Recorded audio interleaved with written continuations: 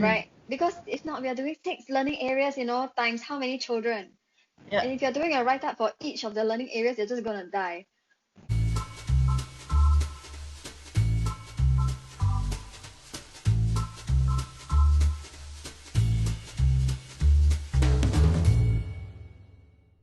I'm trying to think about this in terms of why am I writing a portfolio. And then, when we ask this kind of questions to a lot of our colleagues, I think some people would say it's a kind of a report, right? To report to people about the progress of the child. I think it's more like, for first of all, obviously for us to track the record of the child's progress, right? So ultimately, if the child moves on to a different class, the teacher knows where the child is at and therefore will be able to meet her where her level is at, and sort of scaffold her accordingly. As in my opinion, I think that's what reports should be about, or the purpose of reports should essentially be that way. And I suppose it's also for parents to understand where their child is at developmentally and to support the child's learning at home based on where it needs to be supported, So I think for early years, it's more for the parent than for the teacher. It sounds Sure you more can like a documentation rather than a Yeah. document Yes. for thing. Yeah. I think the reason why I wanted to point this out was because one perspective of teachers towards portfolio, right? Yeah. If they say that the portfolio is meant as a report, that means I should be writing in a way that is easily accessible by parents, and it should convey, the kind of the things that a parent want. Which again, like our previous conversation, it's very thinking from the commercial perspective lah, like a service industry perspective, right?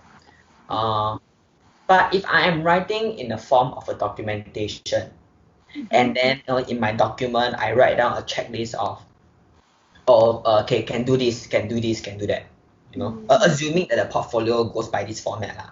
Then how useful is this kind of thing, right? Actually for children's learning.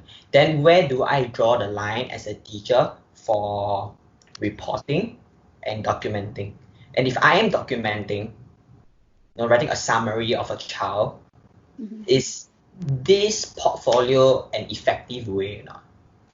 I think okay, for my portfolio, right, we have the kind that is a checklist and some short paragraphs that are written for parents, and then we have the anecdotals and art pieces, that kind that we kind of keep to ourselves. Yeah. What's the difference between what you have as for your own reference and what you have for parents? I think the kind that I have for myself are very technical, and it is very mundane for parents to kind of go through, unless I'm thinking about Tiger Moms now. So it's like a phonic checklist, for example, those kind of checklists, like, okay, able to recognize the sound b, k, and then there are so many sounds, right? So I don't think parents will want that kind of checklist in their face. So yeah, so what they have is probably the more simplified version, whereby able to recognize individual letter sounds. So that is under one whole thing. Then after that, there are a few more under the language and literacy. Yeah. So there are those anecdotal records as well. That is kind of what we have to do for documentation purposes, to meet accreditation. Certain accreditation. Yeah. And then I think that one, a lot of teachers actually struggle to find purpose in doing that. Yeah.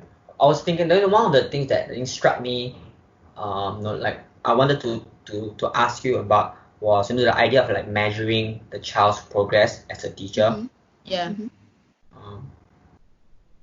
What So would you? in the end, everything has to be quantifiable, right? In a way. I mean, if not, how do you? What is then the purpose of the quantifying or the measuring? Well, because that's how our system works here.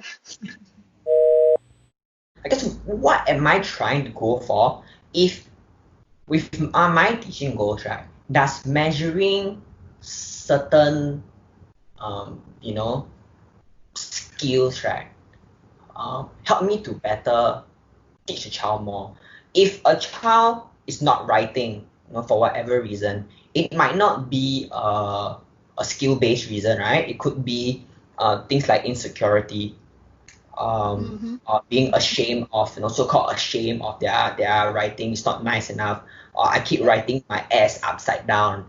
Then So it could be something my of social, that emotional, yeah, more of a social emotional uh-huh, idea. root. And then obviously that can't be measured anymore.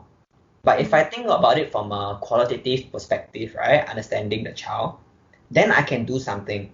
I think for me, when it comes to portfolio, what I think about is it meaningful to us, or are we doing it because we have to, that kind of thing. And I think I see it in a lot of teachers, because when it's portfolio season, they, right, I'm sure a lot of us are guilty of copy paste, paste, paste, then change name, change name, change name, that kind of, Yeah, right?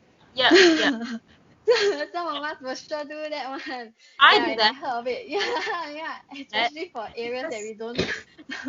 Because especially for certain children where like you really have nothing to say about certain areas, then what do? Like, and also like in so many ways, it's not like the comments are the comments are generic, but then Uh-huh, it's not like it doesn't apply to the child. uh-huh, It, uh-huh. it is a reflection of what the child has done or had Yeah. progress. It's not, Yeah.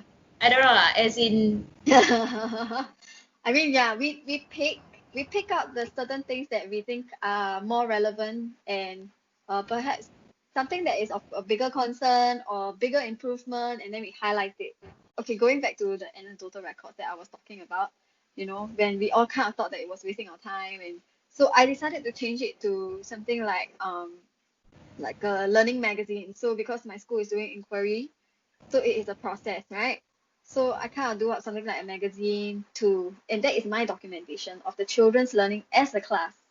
So sometimes there will be snippets of conversations between the individual children, but that whole thing is a class portfolio. So in a way, the message that I'm trying to send out to parents is that this is my observation of how the class learn as a community. So in a way, I made it meaningful to myself. So I completed that observation. I'm done for that part for Spark. And then also my parents get to know a little bit more about the children's learning. And in a way, it's also a documentation of what I have done with the class that I can keep, yeah, for future references. So I think, yeah, that's like I said, I think when it comes to portfolio, it is just whether we teachers are making it meaningful for ourselves. I mean, as the point, right, of writing a documentation so that it is helpful for our teaching is the entire point of this conversation, right? And why we started to talk about it in the first place.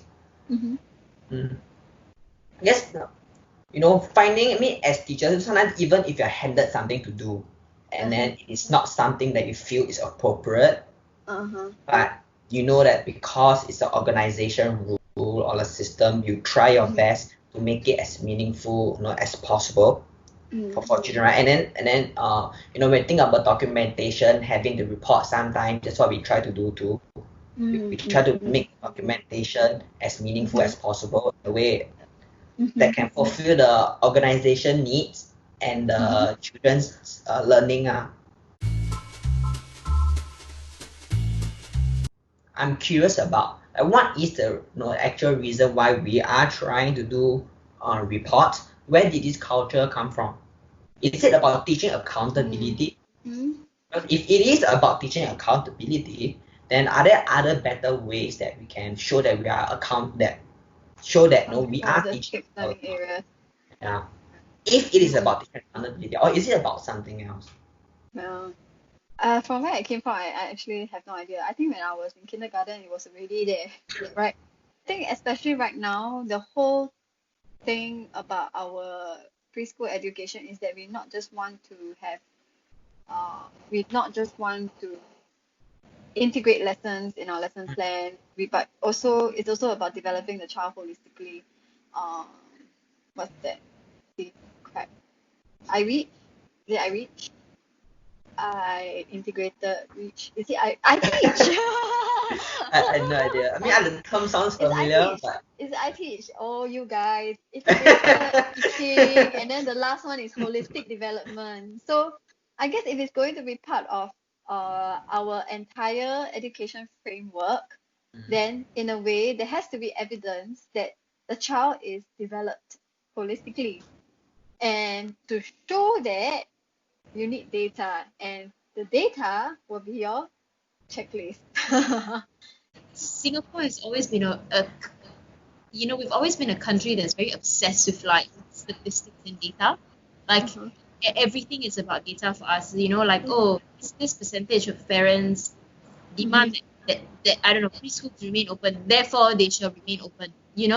And I think that's, I don't know, but I'm assuming that's how the idea of we do one report for EGDA, we do one report for whatever Sparks, we do one report for parents, we do one report for ourselves, because everyone wants different things. And as a school, you have to meet all those demands, because at the end of the day, you're providing a service.